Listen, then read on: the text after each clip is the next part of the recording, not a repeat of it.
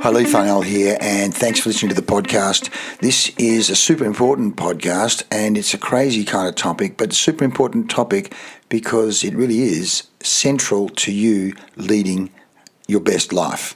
Stay tuned.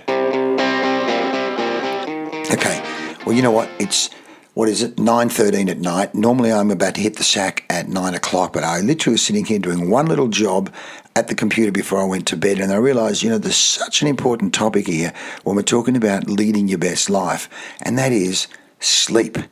The mates of mine who over the years have had crazy sleep patterns and done crazy things and really had mental health issues and performance issues, everything from mental breakdowns to anxiety attacks to all sorts of things because of poor sleep patterns. And I've got to say the same with me. At times, particularly when I was doing my master's thesis, sometimes I'd stay up all night writing and it'd take 2 and 3 days or more to get over it. And then there's been those crazy nights where you're socialising, drinking too much, or you're eating too much and drinking too much, and it takes days to get over it. And funnily enough, we came across a group called Circadian years ago.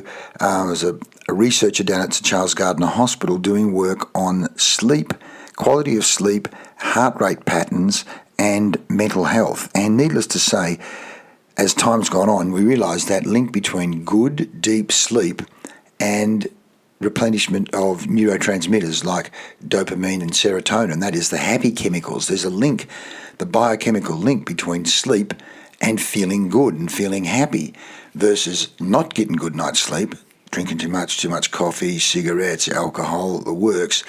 And then how that then impacts on your anxiety levels and your mental health. And so then you'd sleep less, so then you have more alcohol, and so it becomes a negative, or not a negative reinforcement cycle, a positive reinforcement cycle, because the more you do it, the more you end up doing it. It's crazy. So let's just talk a bit about tips for better sleep. And, you've seen them all, but people talk about sleep hygiene and the importance of a good night's sleep. So here are just some 4 or 5 key tips to make sure you get good sleep. First of all, be consistent. Go to bed at the same time each night and get up at the same time each morning, including on weekends. I know myself with my training, I'm going to be up at 5 o'clock in the morning. I get up and I leave home at 20 to 6, and I'm down the beach at 6 o'clock so that I do 15 minutes of arm warm-up, shoulder warm-up before I then swim, whether it be the 2K or the 4K in the ocean, which again is the cold water, but there's a whole range of things going on there in terms of connecting with positive people. By the time we hit the water, there could be 15 or 20 or 30 or 40 positive, bubbly people about to hit cold water, and so there's all the social connection stuff. But let's just say 9 o'clock at night, most nights of the week, when I say most, I'm talking pretty much 6 or 7 nights of the week, I want to be in bed or hitting the sack at 9 o'clock. Make sure your bedroom is quiet, dark, relaxing, and a comfortable temperature. Not too hot, not too cold, and you certainly don't want loud music going. And of course, nowadays, it's so easy to have electronic devices, TVs, computers, smartphones in the bedroom. And the rule is, keep them out. And I know, over the years, I put a TV in our bedroom, and it becomes a bad habit. It's just a bad habit.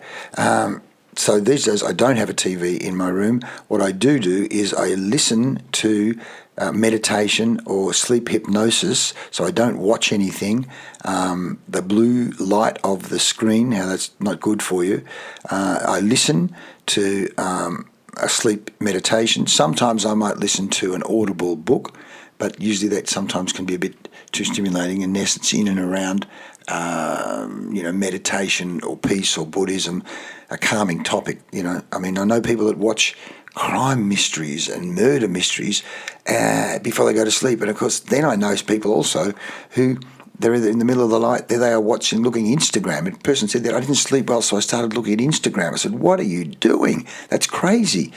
This person, by the way, had a PhD in sports science. So I went, intellectually, it's a problem, but what's happening is you're getting dopamine hits at 3 a.m, and so it's stimulating the brain, plus the blue light of the phone.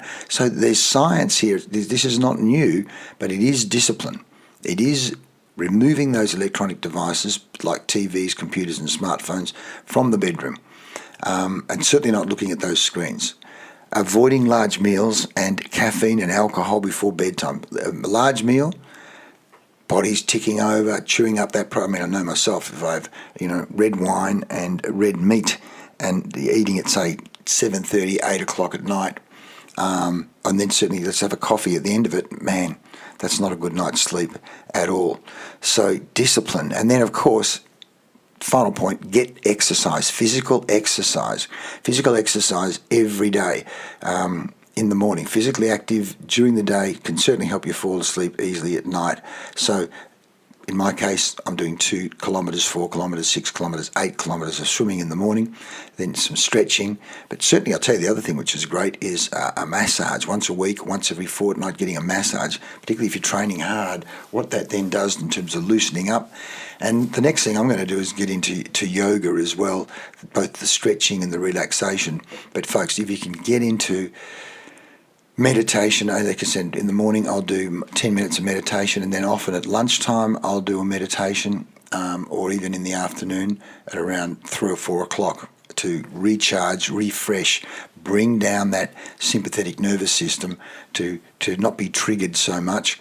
Mate, it's constant discipline. It's like that, excellence is not an act but a habit.